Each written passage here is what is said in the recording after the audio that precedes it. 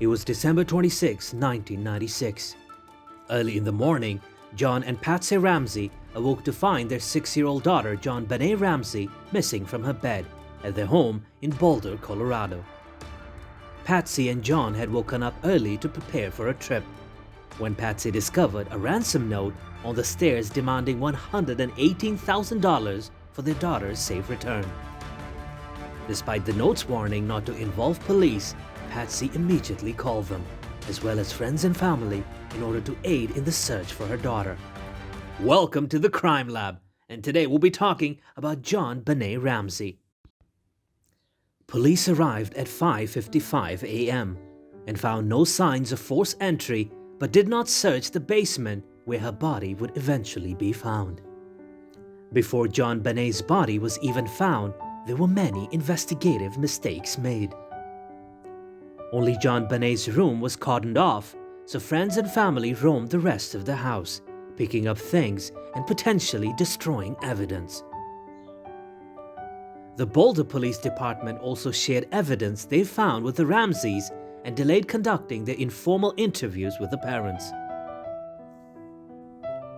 At 1 p.m., the detectives instructed Mr. Ramsey and a family friend to go around the house to see if anything was amiss. The first place they looked was the basement where they found Jonbennet's body. John Ramsey immediately picked up his daughter's body and brought her upstairs, which unfortunately destroyed potential evidence by disturbing the crime scene. During the autopsy, it was discovered that Jonbennet Ramsey had died from asphyxiation due to strangulation, in addition to a skull fracture. Her mouth had been covered in duct tape, and her wrists and neck were wrapped with a white cord. Her torso had been covered in a white blanket.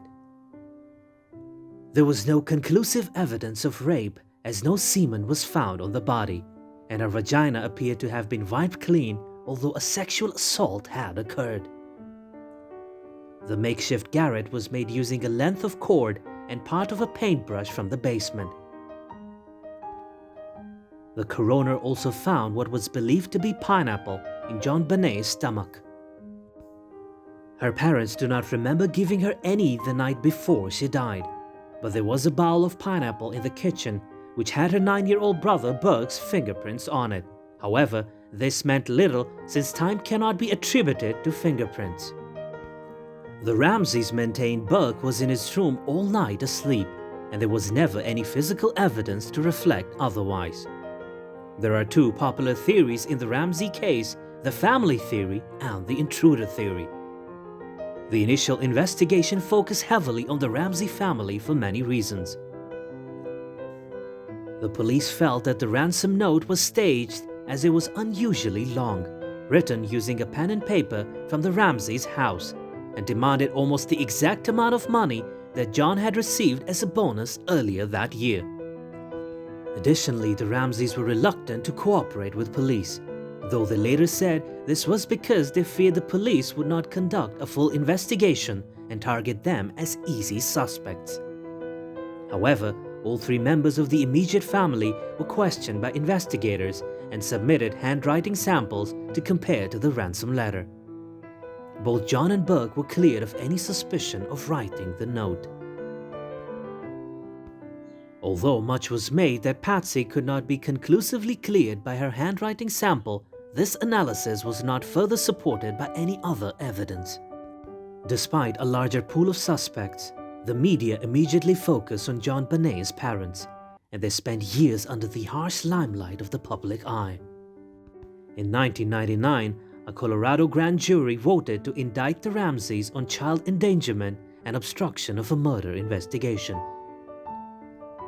However, the prosecutor felt that the evidence did not meet the beyond a reasonable doubt standard and declined to prosecute. Jonbennet's parents were never officially named as suspects in the murder. Alternatively, the intruder theory had lots of physical evidence to support it. There was a boot print found next to Jonbennet's body which did not belong to anyone in the family. There was also a broken window in the basement which was believed to be the most likely point of entry for an intruder. Additionally, there was DNA from drops of blood from an unknown male found on her underwear. The floor in the Ramseys' home were heavily carpeted, making it plausible for an intruder to have carried Jonbennet downstairs without waking the family. One of the most famous suspects was John Carr. He was arrested in 2006 when he confessed to killing Jonbennet by accident after he had drugged and sexually assaulted her.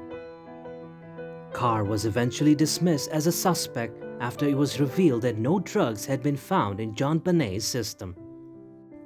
Police could not confirm he was in Boulder at the time, and his DNA did not match the profile generated from the samples found.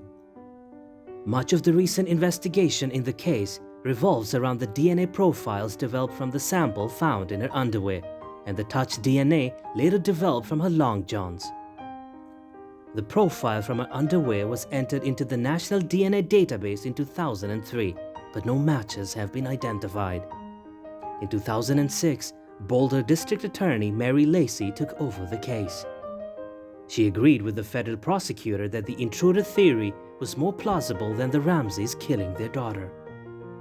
Under Lacey's head, investigators developed a DNA profile from touch DNA left behind by skin cells, on her long johns. In 2008, Lacey released a statement detailing the DNA evidence and fully exonerating the Ramsey family. In 2010, the case was officially reopened with renewed focus on the DNA samples. Further testing has been conducted on the samples, and experts now believe that the sample is actually from 2 individuals rather than 1. In 2016, it was announced that the DNA would be sent to the Colorado Bureau of Investigation to be tested using more modern methods, and authorities hope to develop an even stronger DNA profile of the killer. In 2016, CBS aired the case of Jonbennet Ramsey, which implied her then 9-year-old brother Burke was the killer, despite the fact he was cleared by the DNA evidence that proved the existence of an intruder. Burke filed a $750 million lawsuit against CBS for defamation. The case was settled in 2019, and while the terms of the settlement were not disclosed, his lawyer stated the case was amicably resolved to the satisfaction of all parties. The Jonbennet Ramsey case is still open and remains unsolved. And on that note, it's time for us to call it a day, but we do hope that you liked the video and found it informative. Subscribe to the Crime Lab and don't forget to click the bell icon. Your suggestions are very important to us, so do post them in the comment section, and I'll see you in the next video.